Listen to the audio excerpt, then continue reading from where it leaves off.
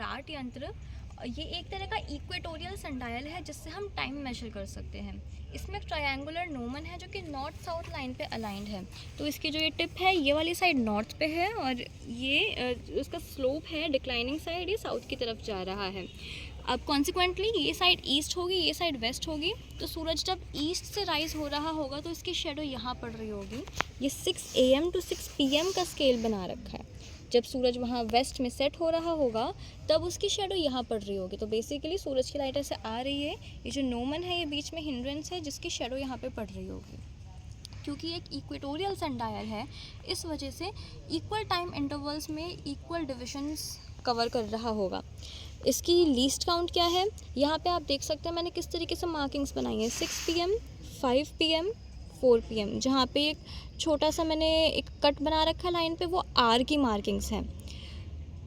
6 PM और 5 PM के बीच में जो ये लाइन है जिस पे कोई कट नहीं है, ये 5:30 के लिए है। तो इसमें 30 मिनट्स पे एक लाइन बना रखी है और हर 1 आवर क्रॉस होने पे लाइन जो है थोड़ी सी काट रखी है।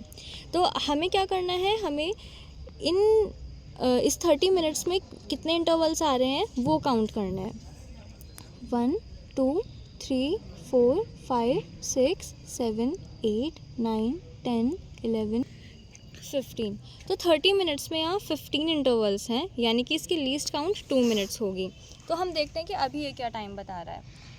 तो हमने कोशिश करी इसे परफेक्टली नॉर्थ साउथ में लाइन करने की। इसकी शेडो यहाँ पे है जो कि 1:30 से कितने डिविजन्स पीछे है, 1 2 3, पूरे 3 डिविजन्स कम्प्लीटली पीछे और इसकी शेडो थोड़ा सा बीच में आ रही है। अगर हम 1 PM से मेजर करेंगे तो ये 11th और 12th डिवीज़न के बीच में है। तो हम इसे मान सकते हैं 23 मिनट्स, यानी कि 1:23 इस वक्त टाइम हो रहा होगा, which should be the local time for Roorkee. तो ये है षष्ठांश यंत्र जिससे हम सूरज का डेक्लिनेशन मेजर करते हैं। वैसे तो इससे किसी भी सेलेस्टियल बॉडी का मेजर करा जा सकता है, लेकिन क्योंकि ये अंदर एक डार्क चेम्बर है और अंदर केवल सूरज की लाइट जा सकती है, किसी और सेलेस्टियल बॉडी जैसे कि किसी स्टार की लाइट उतनी क्लियरली नहीं जाएगी और लाइन ऑफ साइट बना पाना अंधेरे में मुश्किल है। तो हम इसको प्राइमरीली सूरज का डेक्लिनेशन मेजर करने के लिए यूज़ करेंगे। तो हमारे षष्ठांश यंत्र का जो हमने बनाया है इसका मिनिमम रेजोल्यूशन 1 डिग्री है। तो आप 1 डिग्री के इंटरवल्स में चीज़ों को देख सकते हो। इसका जो पिन होल है वो यहाँ पे है। ये जो साइड है ये अर्थ के एक्सिस के परपेंडिकुलर प्लेन में है। तो ये पिन होल इस तरीके से बना रखा है कि it can gather maximum intensity of sunlight. और जो व्यूइंग पॉइंट है वो ऊपर है इसके, और ऐसा हमने इस काले कपड़े से ढक रखा है जिससे कि लाइट ना जाए इधर उधर की। तो अब मैं जब इसे देखूंगी तो मैं इस होल से देख रही होंगी और ये कपड़ा ढक लूँगी जिससे कि आसपास की लाइट ना जाए, ये धूप जो ऐसे पड़ रही है ये ना पड़े और लाइट इस पिन होल से जा रही होगी। तो मैं इस वक्त यहाँ करीब 25 डिग्री साउथ देख पा रही हूँ डेक्लिनेशन।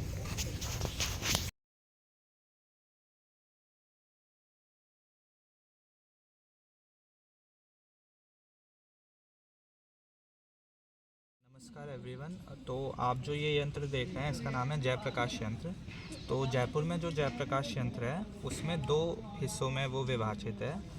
बेसिकली क्या है, एक हिस्से को अगर आप लेंगे पूर्णतः और उसमें से आधा हिस्सा बीच बीच के कुछ पोर्शंस काट देंगे और उसे आप दूसरे हिस्से में लगा देंगे, तो इस प्रकार से वो जयप्रकाश यंत्र जयपुर में बनाया गया है। उन लोगों ने ऐसा इसलिए किया है ताकि लोग उस यंत्र के अंदर जाके अच्छे से मेजरमेंट्स ले सकें और उस यंत्र की साफ़ सफाई और देखभाल अच्छे से हो सके। किंतु हमने वैसा नहीं किया है क्योंकि हमारा यंत्र छोटा है, हमें उन सब चीज़ों की ज़रूरत नहीं थी। तो अगर आप देखो तो हमने क्या किया है, 2 तार लिए हैं ऐसे, ये क्रॉस सेक्शन वायर्स हैं। एक wire north south line aligned है जिसे हमने मैग्नेटिक कंपास के अकॉर्डिंग अलाइन किया है और ये ईस्ट वेस्ट लाइन के अक्रॉस है। तो ये जो पॉइंट बन रहा है ये हमारे हेमिस्फेयर का सेंटर है। जब सूरज की छाया उधर से आके इधर पड़ेगी और इसकी वजह से सूरज की रोशनी की वजह से यहाँ पे छाया पड़ेगी, उस छाया के अकॉर्डिंग ये वाला जो हमारा हिस्सा है ये हमें सूर्य की राशि बताएगा और अभी कौन सा लग्न हो रहा है दिन में वो बताएगा। अब यहाँ पे बात मैं एक मेंशन कर दूँ कि ये जो राशि है और जो ये लग्न है वो शयन सूर्य पद्धति के हिसाब से है। शयन सूर्य पद्धति में क्या होता है, हम जानते हैं कि राशि क्या होती है कि हमारे इक्लिप्टिक प्लेन को हमने 12 भागों में डिवाइड कर दिया इक्वल, और हर भाग को हम एक राशि बोलते हैं। निरयन सूर्य में जो राशियाँ होती हैं वो तारों के रेफरेंस में ली जाती हैं, मतलब इस राशि के पीछे ये वाला नक्षत्र होना चाहिए।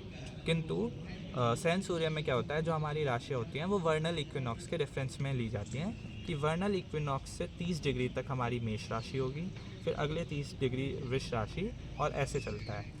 और इसी प्रकार से हमारी शयन सूर्य की राशियाँ बताएगा। तो हम शयन सूर्य पे काम कर रहे हैं। शयन सूर्य के हिसाब से आज की डेट है 18 दिसंबर। 18 दिसंबर को राशि होनी चाहिए धनु।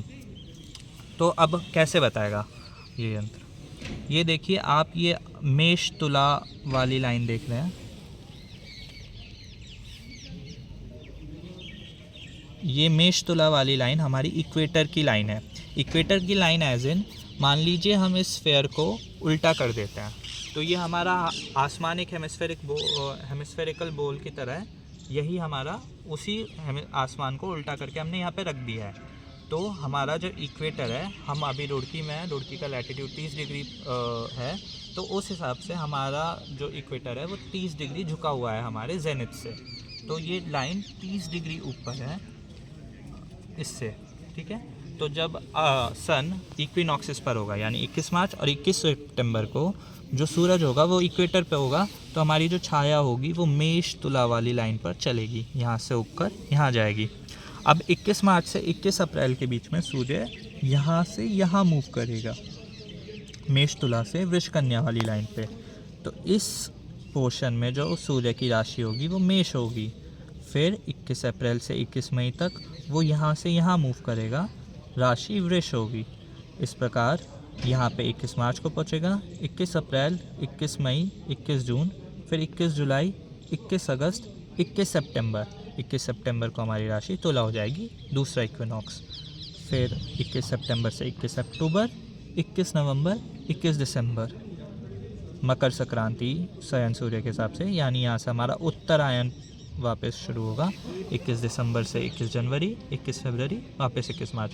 तो बेसिकली एक वर्ष में सूर्य यहाँ से ऐसे जाएगा, वापस इधर आएगा और यहाँ पे ऑसिलेट करेगा इस पोर्शन में। आज की डेट अगर हम देखें तो 18 दिसंबर को अगर आप छाया देखें तो छाया आपकी पड़ रही है यहाँ, ये देखिए यहाँ धनु से मकर के बीच में,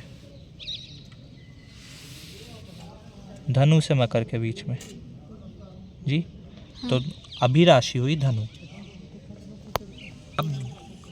अब दूसरी चीज़ जो हमारा ये यंत्र बताता है वो है दिन का लग्न। लग्न क्या होता है कि अभी तो सूर्य धनु राशि में है, तो धनु राशि वहाँ हुई जहाँ पर सूर्य है, किंतु जो हमारी उत्तर दिशा है पूर्व दिशा है यानी ईस्ट है, ईस्ट पर भी कौन सी राशि है वो हमारा इस समय का लग्न होता है।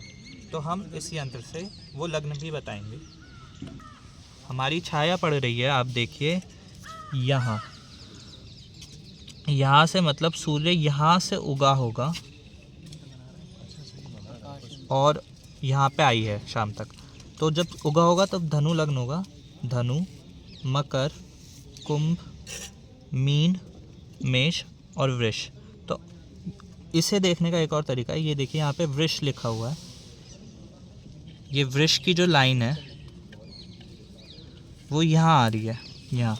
तो जब सूर्य इस रेखा को क्रॉस करेगा तब वो वृष लग्न में होगा, तब हमारा जो लग्न होगा वो वृष होगा।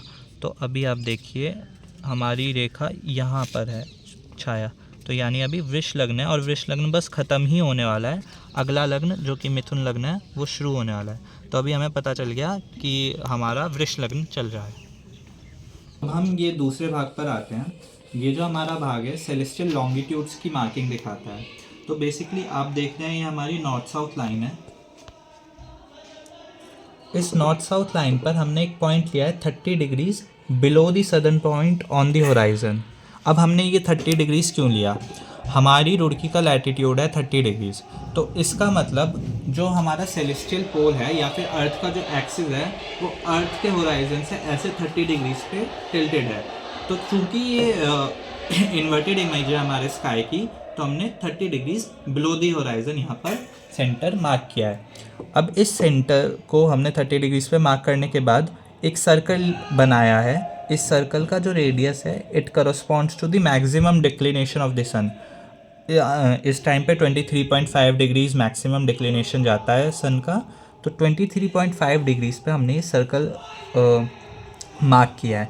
जो ये हमारा पॉइंट है ये सेलेस्टियल पोल को करस्पॉन्ड करता है, और ये वाला जो सर्कल है इसे हम इक्लिप्टिक सर्कल कहते हैं।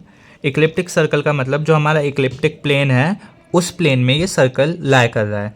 इस सर्कल पे अगर हम मेरिडियन से ये 30 डिग्रीज के इंटरवल्स पे मार्किंग्स करेंगे तो वो राशि की मार्किंग होंगी, क्योंकि ये इक्लिप्टिक प्लेन पर है। इक्लिप्टिक प्लेन पे राशियाँ 30 डिग्रीज अपार्ट होती हैं, तो ये इस सब में राशि की मार्किंग्स भी मिल सकती हैं।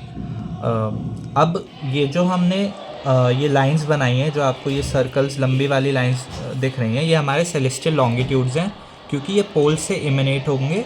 और यहाँ पे अगर ऊपर हेमिस्फेयर होता तो 30 डिग्रीज ऊपर यहाँ पे जो पॉइंट होता उस पे जाके ये मिलेंगे।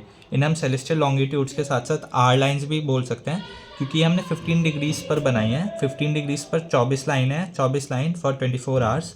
जब सन सूर्य के मतलब सन आकाश के मध्य में होगा तब वो ये मेरिडियन वाली लाइन को क्रॉस करेगा और 12 बजेंगे।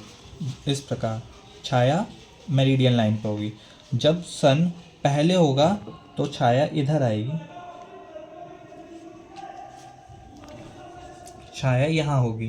तो 11 से 12 के बीच में जब सूर्य होगा तो छाया यहाँ होगी। दिन भर में छाया यहाँ से चलती हुई मध्य में आएगी 12 बजे और फिर मध्य को क्रॉस करेगी इस प्रकार। तो यहाँ पे हमने मार्क्स किए हैं 12, 11, 10, 9। इस प्रकार हम कौन सा घंटा हो रहा है, मतलब लगभग क्या टाइम हो रहा है दिन में, वो हम बता सकते हैं। तो ये है राम यंत्र। ये यूज होता है किसी भी सेलेस्टियल ऑब्जेक्ट के एल्टीट्यूड और एजिमथ दोनों कोऑर्डिनेट्स निकालने के लिए। तो ये काफी स्पेशल यंत्र है। यहाँ पे 2 स्ट्रक्चर्स हैं और ये दोनों कॉम्प्लीमेंट्री है। कॉम्प्लीमेंट्री कैसे? जब ये वाला काम कर रहा होता है तब दूसरे वाला नहीं कर रहा होता है, जब ये वाला काम नहीं कर रहा होता तब दूसरे वाला काम करेगा। ये कैसे हो रहा है?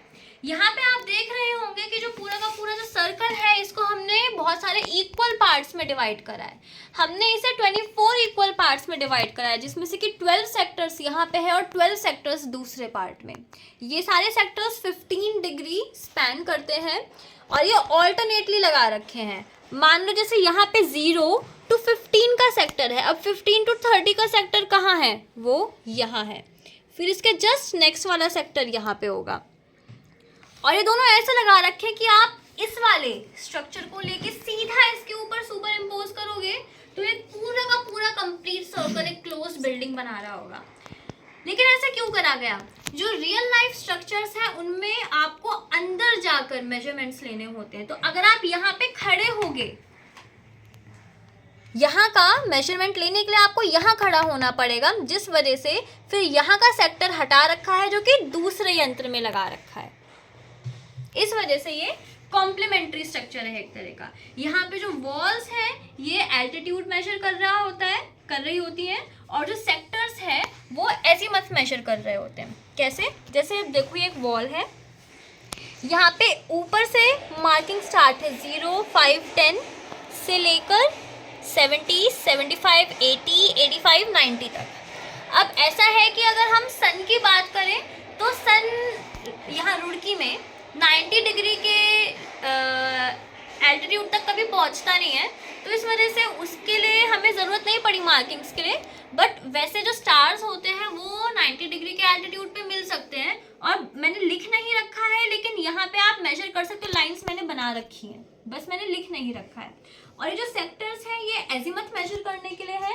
तो अब जैसे कि आप इसमें देखेंगे 0 से स्टार्ट करते हुए फिर यहाँ 100, 130, 190 से लेके कंप्लीट सर्कल पूरा हो जाता है 360 पे।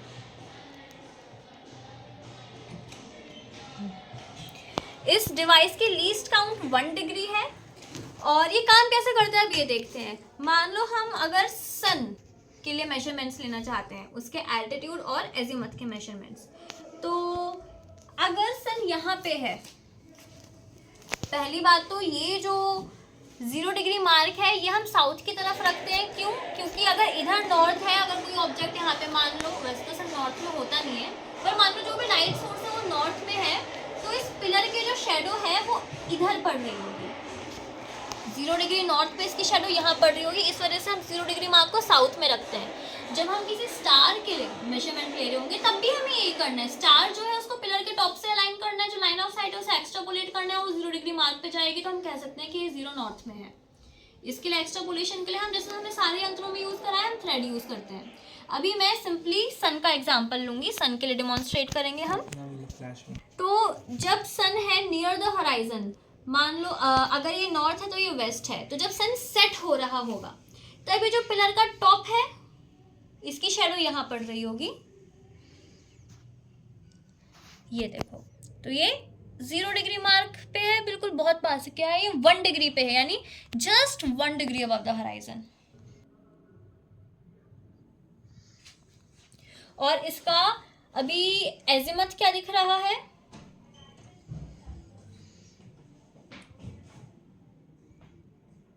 283, या फिर हम कह सकते हैं 282.5, क्योंकि ये दोनों के बीच में है।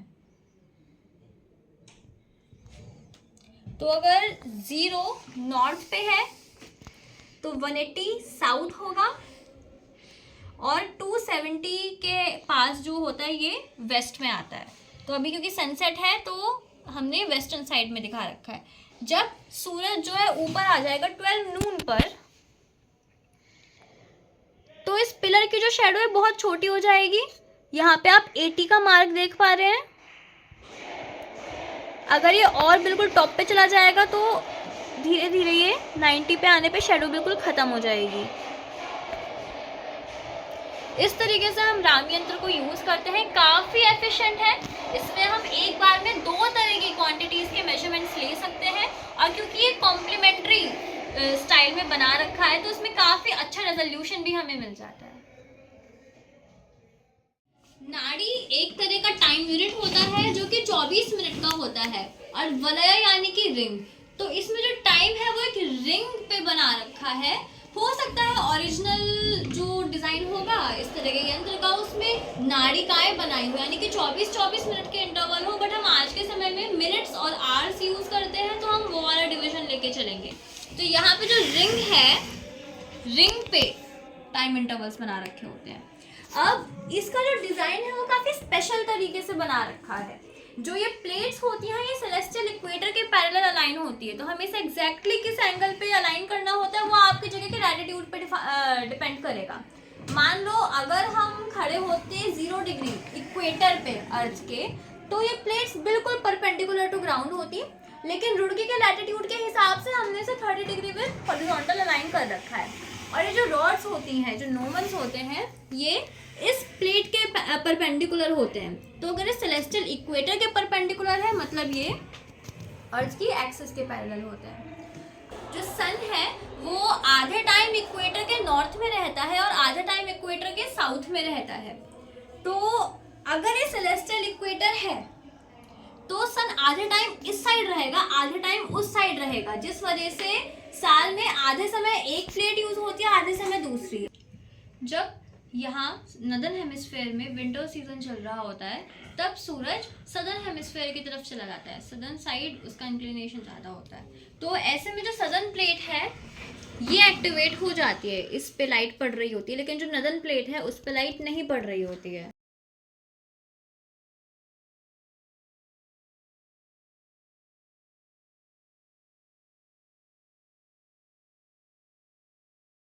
और जब नदर्न हेमिस्फेयर में समर्स आ जाती हैं तब सूरज धीरे धीरे नदर्न डायरेक्शन में ट्रेवल कर जाता है, और तब ये जो नदर्न प्लेट है ये एक्टिवेट हो जाती है, और जो सदर्न प्लेट है वो डीएक्टिवेट हो जाती है, उस पर सन की लाइट नहीं पड़ रही होती है। तो अभी हम मान के चल रहे हैं कि विंटर सीजन चल रहा है, तो जो सूरज है वो सदर्न साइड है और हम ये प्लेट यूज कर रहे होंगे। ये जो शेडो पड़ रही है हमें इसको इस थ्रेड की हेल्प से एक्सट्रापोलेट करना है, और जो यहाँ पे टाइम दिख रहा होगा मुझे वो नोट करना होगा। तो ये थ्रेड बिल्कुल इस शेडो के सेंटर में रखा, और अब यहाँ पे मुझे टाइम दिख रहा है 4 divisions past 10 AM। यहाँ पे 1 division is equivalent to 4 minutes, which means the time right now is 9:44।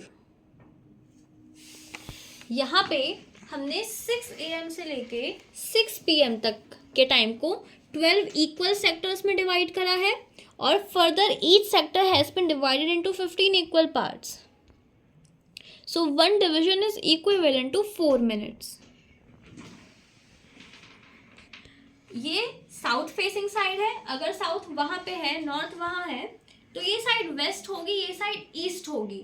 Sun east से राइज हो रहा होता है, तो अगर सन उस साइड है तो नोमन की शेडो यहाँ पड़ रही होगी। तो 6 AM यहाँ बना रखा है, और जब सन सेट हो रहा होगा वो वेस्ट में सेट होगा, तब नोमन की शेडो इस साइड पड़ेगी 6 PM की तरफ। सिमिलरली अब नॉर्थ साइड देखते हैं हम क्या होगा। जब समर्स आ जाएंगी तब सन धीरे धीरे नॉर्थ डायरेक्शन में आ जाएगा, नदर्न साइड आ जाएगा, तब ये प्लेट एक्टिवेट हो जाएगी। अब मान लो सूरज इस वक्त कहीं दोपहर पे जब सूरज बहुत हाई होता है, तब इस नोमन की जो शेडो है वो यहाँ पड़ रही होगी,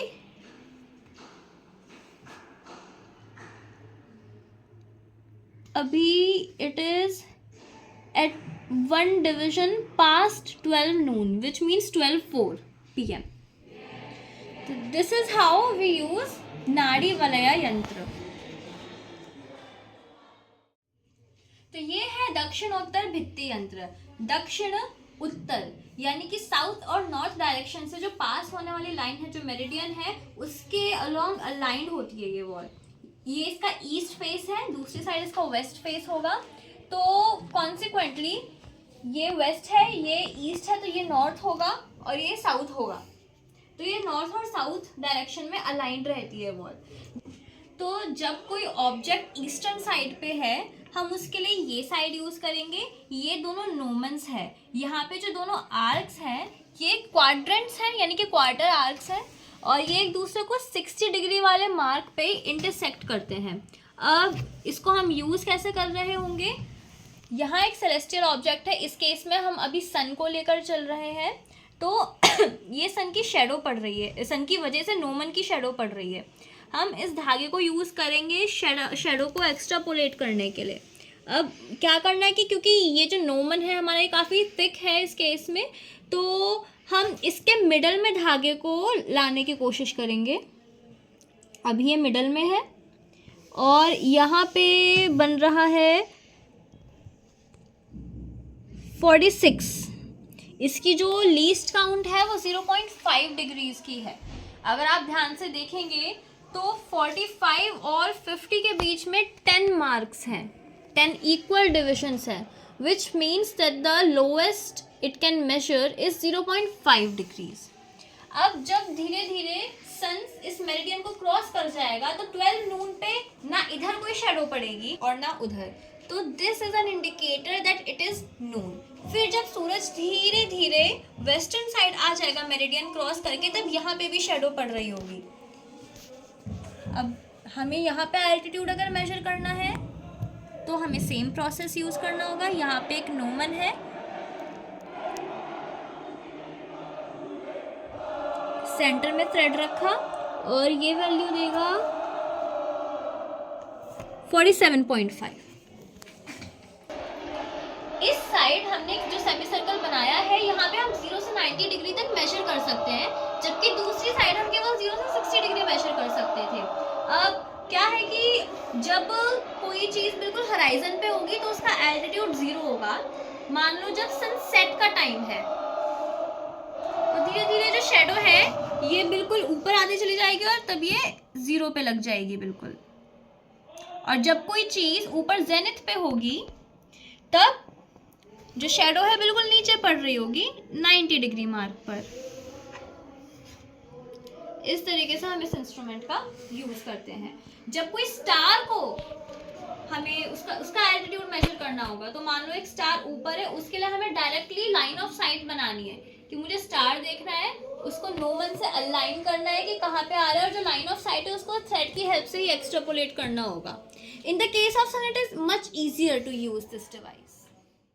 ये है दिगंश यंत्र।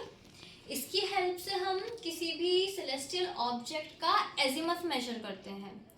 एजीमथ कैसे मेजर करा जाता है? जो नॉर्थ डायरेक्शन है उससे हम क्लॉकवाइज एंगुलर डायरेक्शन लेते हैं, यानी कि नॉर्थ से ईस्ट की तरफ जाते हुए। तो ये नॉर्थ मैंने मार्क कर रखा है ऑरेंज से, तो नॉर्थ पे 0 डिग्री है।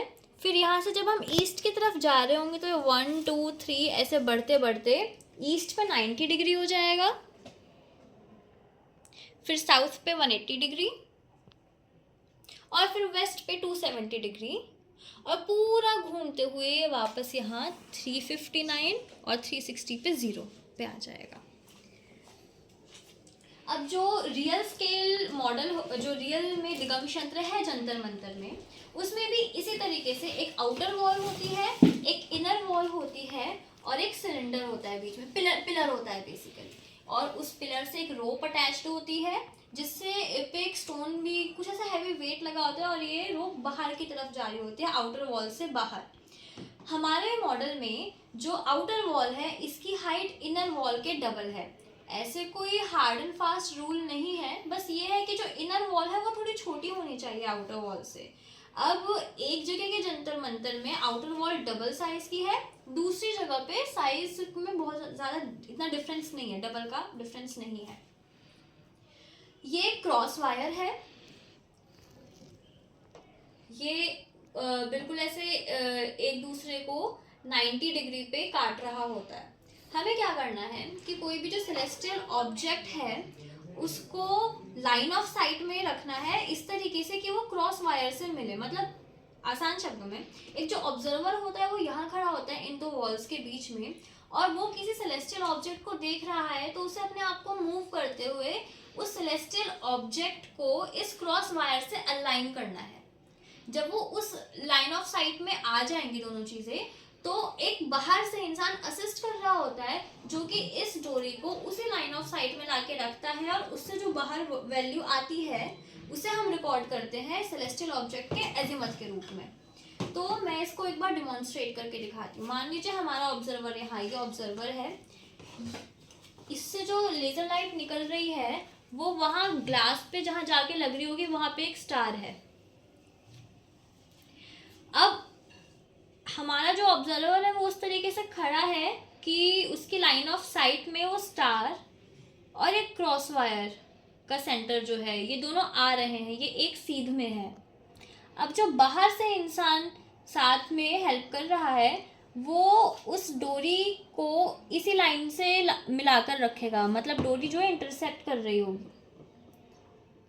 अब वो बाहर से खड़े होकर रीड करके बताएगा कि क्या वैल्यू है। 46 डिग्रीज। 46 डिग्रीज, तो ये एजीमथ है, यानी 46 फ्रॉम नॉर्थ। हम इसे किसी और मतलब पूरे 360 के सर्कल में कहीं से भी हम मेजर कर सकते हैं। बस अगर कोई चीज़ बहुत ऊपर हाइट पे होती है, एल्टीट्यूड अगर बहुत ज़्यादा होता है तो वहाँ पे दिक्कत आ जाती है, क्योंकि हम इसी रेंज में खड़े हो सकते हैं दो वॉल्स के बीच में, और उस हाई ऑब्जेक्ट को मिलाने के लिए आप का जो ऑब्जर्वर है उसे अंदर खड़ा होना होगा।